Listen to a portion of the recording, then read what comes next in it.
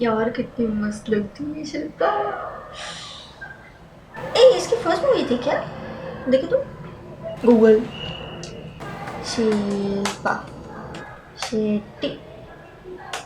हाँ जी। हाँ Wikipedia. In September 1992, Shetty signed for and began working on her first film, the romantic drama Gata Rahe Mera Dil. However, the film went unreleased, which meant that Shetty's debut release was her next film, Abbas Mustan's thriller Bazigar, alongside Shah Rukh Khan and Kajol. अच्छा और क्या क्या है?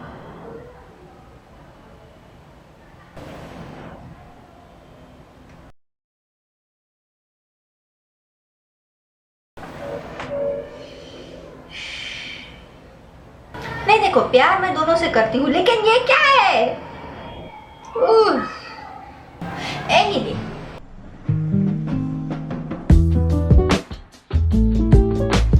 तो title click बेटी है, thumbnail click बेटी है, और हम भी क्लिक बेटी चर्चा पर ही विषय कर रहे हैं। So despite all the boycott thing, I mean मैं समझ सकती हूँ उनका दर्द, उनका पीड़ा, लेकिन ना वो होता है ना कि एक ही इंसान से तुम कब तक नफरत करोगे, कभी तो माफ करके आगे बढ़ना पड़ेगा ना। So despite everything that happened going on, मैं फिर भी गई ब्रह्मास्त्र देखने। बाकियों का मुझे नहीं पता, कुछ लोगों को लगता है स्टोरी बकवास थी, मेरे पापा ने तो कुछ बोला ही नहीं। यूजुअली जो कहते हैं कि बाहुबली में क्या है, ऐसा ही तो पिक्चर है, तारे जमीन पे क्या है, ऐसा ही तो पिक्चर है, you know that type of people who are like कि हमने अगर किया तो वो बहुत बढ़िया है, किसी और ने किया अगर टॉप क्लास भी किया होगा तो भी। ऐसे केस में मेरी मम्मी मेरे मासी को फोन पे, ब्रह्मास्त्र मूवी बघायची बरं का, तिकीट काढायचं, जायचं, त्याच्यामध्ये ब्रह्मास्त्र आहे, त्याच्यामध्ये महादेव आहे, खूप सुंदर पिक्चर है। अगर ये मेरी माँ कर रही है ना, मतलब सार्थक हो गया, ठीक है पिक्चर का ही।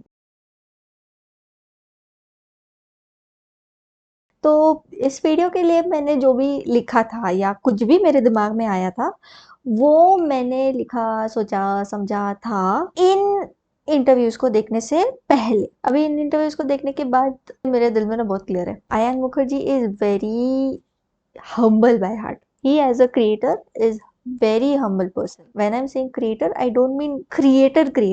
When I'm saying creator, I actually mean someone who is, putting in input to create content. Screenwriter, concept bringer, director, writer, and producer for all three parts of Brahmastra. And that is huge. That is commendable for any person who is creating such a brilliant filmography. Starting में मैंने जितना लिखा था उसके बाद मुझे कुछ और वेरिएशन मिल गए कैरेक्टर में।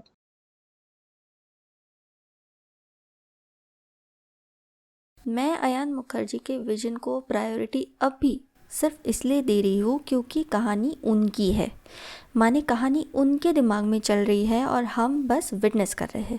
मैं उनके क्रिएटिव बोर्ड में कहीं बैठी नहीं हूँ, ना ही मेरी उतनी कैपेबिलिटी है। हाँ, अगर ये मेरे दिमाग में या मेरे स्टडी के अंदर आया हुआ यूनिवर्स होता तो मैं ढेर सारे बिट्स दे पाती।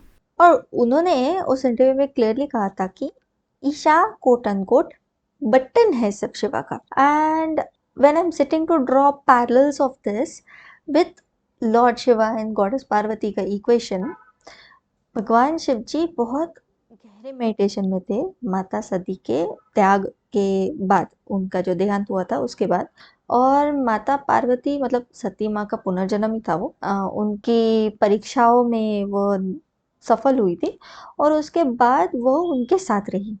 अब क्योंकि ये माता सती ही है और क्योंकि माता सती, माता पार्वती सब शिव के शक्ति तो है ही है, अर्धनारी नरेश्वर, बट बिसाइड्स दैट अगर शक्ताज के जो हिस्ट्री है या स्टोरी है उसके हिसाब से अगर देखा जाए तो वो आदि शक्ति ही है, बस कि वो आदि शक्ति से उन्होंने देवताओं के जरिए, देवताओं की शक्तियां बन के जो उन्होंने कार्य किया, उसमें महादेव की जो अर्धांगिनी है वो पार्वती हुई।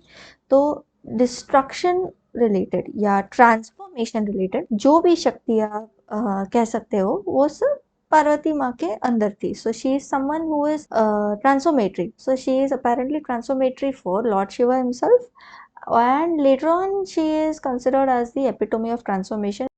पार्वती माँ वाला जो फॉर्म है आदिशक्ति का, it is symbol of love and devotion.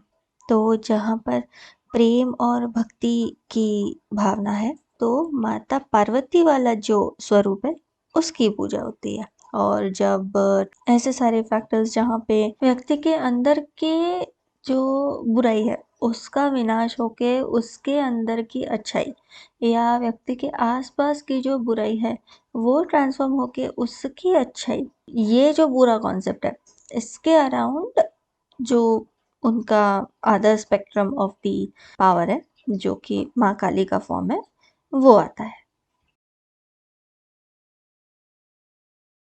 सो अगर मैं ईशा के कैरेक्टर का पैरेलल ड्रॉ करने जाऊँ पार्वती माँ की जर्नी से, कितना इंटरेस्टिंग बनेगा वो, right? That too you have set it in modern world, person who is in the realms of the common person and then they are trying to establish themselves apparently as what they actually are and how they are, you know, what form they take at the end, कि उनके उनको ये भी challenges है और उनका ये स्वभाव है, मिलकर क्या बन रहा है। I think that is a very interesting thing. Mind you, मैं ये बात तब की कर रही हूँ जब मैं जस्ट मूवी देखकर 1-2 दिन ही हो चुके थे। मेरे दिमाग में तब ईशा का कैरेक्टर बहुत ही लीनियंटली बैठा हुआ था। इन सब में मैं जो कह रही हूँ वो सिर्फ मेरे ओपिनियंस है, माने ये सिर्फ मेरे दिमाग का मैप अपने इमेजिनेशन के पैटर्न को उनके विजुअल्स के साथ मैच करते हुए और उसमें भी पहले कई पॉइंट्स माफिक अंडरस्टैंडिंग रखकर अपने आप को उनके इमेजिनेशन के साथ एडजस्ट करके कंक्लूजन्स निकाल रहा है। सो उस हिसाब से मुझे अब भी लगता है कि बिकॉज सीन्स कट हुए और बाकी मूवी में पेपर जल्दी जल्दी ख़त्म करना था और बाद में पेपर चेकिंग या रिवीजन के लिए टाइम नहीं मिला या नहीं लिया गया या नहीं दिया गया, whatever might be the case, इसलिए कहानी बस जल्दी जल्दी अपने ग्रिप पर या टॉपिक पर रहनी चाहिए। Also Isha's character pushes Shiva to do either extremely incredible things और extremely stupid things जो सेंस भी नहीं बनाती है। अब अगर ईशा के कैरेक्टर का आर्क माता पार्वती के माइथोलॉजिकल आर्क की तरफ बनाने का इनका प्लान होगा तो प्लीज़ इस बार पेपर लिखने के बाद पेपर रीड या रीचेक ज़रूर कर लेना, ये इंश्योर करने कि वैसा ही कैरेक्टर आर्क बैठ रहा है। क्योंकि अब जब कंपेयर किया हुआ है फर्स्ट एक्ट में तो एटलीस्ट थर्ड एक्ट तक कंपैरिजन को वैलिड भी कर दो। एक ही मूवी में नहीं तो एटलीस्ट ट्रिलॉजी के थर्ड एक्ट तक ही सही। ये सिर्फ मेरा सजेशन है, आगे का सब अयान मुखर्जी और उनके क्रिएटिव टीम्स को ही पता। देखो, एक चीज़ जो मैं इस ट्रिलॉजी से एक्चुअली दिल से चाहती हूँ वो है कि वो जो भी अपने कॉन्सेप्ट्स दिखा रहे हैं उसके डायरेक्शन में नुआंसेस रखे। एक बहुत ही क्लासिक अगर मैं याद करूँ सीन तो वो है वो बाहुबली का स्टैचू खड़ा करने वाला सीन। मतलब हाँ, वहाँ पे वो आता है, वो मदद करता है, लेकिन एट द सेम टाइम ये भी दिखाया गया है कि वो जो शोषण है जो उन लोगों का हो रहा था इतने सालों में वो किस तरीके से हो रहा था। तो मैं जब नुआंसेस की बात कर रही हूँ, मेरा कहने का पॉइंट इतना ही था कि अगर आप ब्रह्मास्त्र के यूनिवर्स को एक्सप्लोर कर रहे हो तो एक्सप्लोर करते वक्त आप इस चीज़ को डेफिनेटली और गहराई में डायरेक्शन के थ्रू अपने लाने की कोशिश कीजिए। Show don't tell by exposition, दिखाने की कोशिश कीजिए कि एक अस्त्र का, एक इंडिविजुअल अस्त्र का और उसका जो मालिक है जो उसे होन कर रहा है या जो उसके साथ ट्रेनिंग ले रहा है, उन दोनों के बीच में की एनर्जी कैसे कनेक्ट होती है, या फिर उसके बीच में अगर कुछ चैलेंजेस आते हैं या उन इश्यूज़ को कैसे रिजॉल्व किया जाता है। नॉर्मली कि अगर एक इंसान है उसको विरासत में मिला है कि हाँ वो जो अस्त्र है उनको वो हेरिडिटरीली अभी कैरी करेंगे, वो उस अस्त्र का वो प्रयोग करेंगे, उस अस्त्र की वो रक्षा करेंगे। तो ये जो कनेक्शन होता है एक इंसान का उसके अस्त्र के साथ और उस अस्त्र का उसे चलाने वाले के साथ, तो ये रिलेशन कैसा है, अगर ये और नुआंस में थोड़ा और डेप्थ में अगर एक्सप्लोर करेंगे ना तो that will bring more depth to the universe.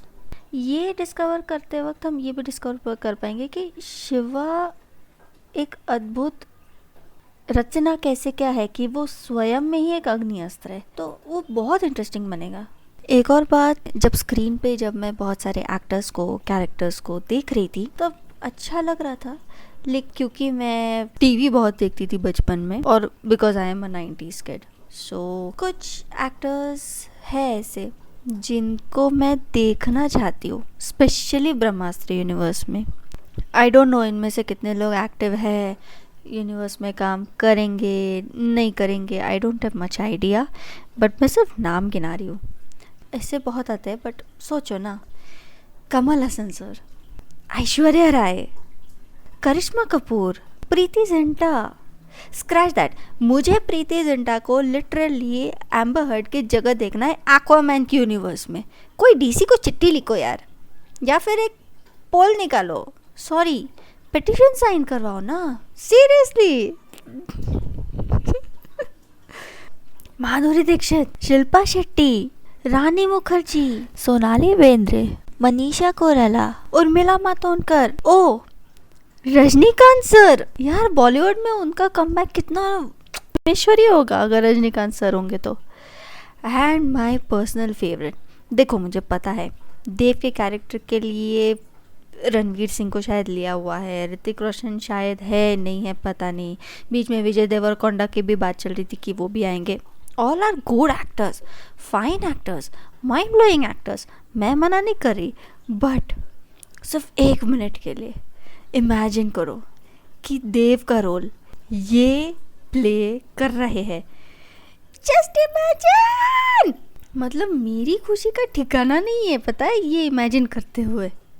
Imagine करो बस, only imagine this actor like the Allu Arjun as Dev. भाई मैं बता रही हूँ, लोग टी शर्ट फाड़ फाड़ के एंजॉय करेंगे वो शो। और एक तो देव का कैरेक्टर इतना मतलब स्पाइसी है, एक एंटी हीरो के रोल में है, पैन इंडिया में ऑलरेडी वो अपनी एक स्टाइलिश इमेज बना चुके हैं, और वो अगर देव का कैरेक्टर प्ले कर रहे हैं, जस्ट इमेजिन। आई मीन अभी मैं जो फोटोज दिखा रही हूँ वो रुद्रमा देवी और बद्रीनाथ मूवी के हैं, एंड आई नो दोनों मूवीज़ नहीं चले थे, बट आलू अर्जुन यार, आई मीन उनका एक यूनिक चार्म है, कोई उसको डिनाई नहीं कर सकता, ओके है उनका एक यूनिक चार्म। सो हाँ, मैं तो देखना चाहती हूँ, मैं तो इंटरेस्टेड हूँ देखने में, आगे अभी बाकियों की मर्जी। चलो